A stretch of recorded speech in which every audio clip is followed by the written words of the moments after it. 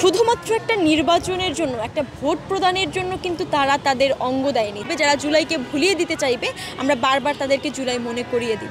স্মৃতি ভুলিয়ে দেওয়ার জন্য নানামুখী অপপ্রচার, অপতৎপরতা এখনও চলছে এবং জুলাইয়ের পরে 24-এর 5ই আগস্টের জুলাই গণঅভ্যুত্থানের পরবর্তী সময়ে বলা যায় যে ধারাবাহিকভাবে এই অপপ্রচেষ্টাগুলো তারা করে আসছে। তো সেই জায়গা থেকে আসলে আমরা বলতে চাই, জুলাই বিমুখ করার যতটুকু চেষ্টা করা হবে, যারা জুলাইকে ভুলিয়ে দিতে চাইবে, আমরা বারবার তাদেরকে জুলাই মনে করিয়ে দিই। দেখেন, 24-এর জুলাই গণঅভ্যুত্থানে আমাদের হাজার হাজার ভাই শহীদ হয়েছে, আহত হয়েছে, পঙ্গুত্ব বরণ করেছে, 2 চোখ হারিয়েছে, হাত হারিয়েছে, পা হারিয়েছে। এমন সংখ্যাটা বহু দীর্ঘ। শুধুমাত্র একটা নির্বাচনের জন্য, একটা ভোট প্রদানের জন্য কিন্তু তারা তাদের অঙ্গ দেয়নি, তারা তাদের রক্ত দেয়নি, চোখ দেয়নি, জান দেয়নি, জান কোরবান করেনি। আমরা চেয়েছি এই 24-এর জুলাই গণঅভ্যুত্থানের মাধ্যমে আমরা চেয়েছি একটা ফ্যাসিবাদী কাঠামোর বিলোপ, একটা ফ্যাসিস্টের পতন। সেই জায়গা থেকে একটা ফ্যাসিস্টের পতন আমরা তাৎক্ষণিকভাবে পেয়েছি 5ই আগস্ট 24-এর জুলাই গণঅভ্যুত্থানের মুখে। কিন্তু ফ্যাসিবাদী কাঠামোটা এখনও বিরাজমান। বাংলাদেশের প্রত্যেকটা প্রতিষ্ঠানকে কুলুষিত করেছে এই ফ্যাসিবাদী সরকার, যারা প্রত্যেকটা প্রতিষ্ঠানকে দলীয়করণ করেছে এবং সেখানে আসলে ন্যায় এবং সাম্যতার ভিত্তিতে কোনো ধরনের কার্যক্রম হয়নি এবং তারা একটা দলীয় মদতপুষ্ট হয়ে কাজ করেছে।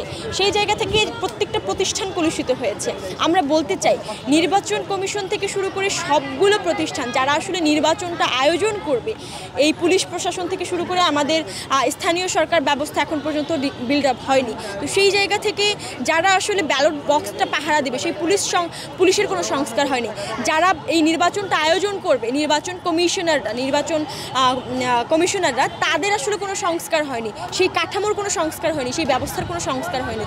তাহলে এই বিদ্যমান কাঠামোকে বহাল রেখে যদি আমরা একটা নির্বাচন প্রক্রিয়ার দিকে আগাই, সেক্ষেত্রে আসলে আমাদের কাঙ্ক্ষিত সেই নির্বাচন, সেই সুষ্ঠু অবাধ সুষ্ঠু নির্বাচনের দিকে তো আমরা আগাতে পারবো না।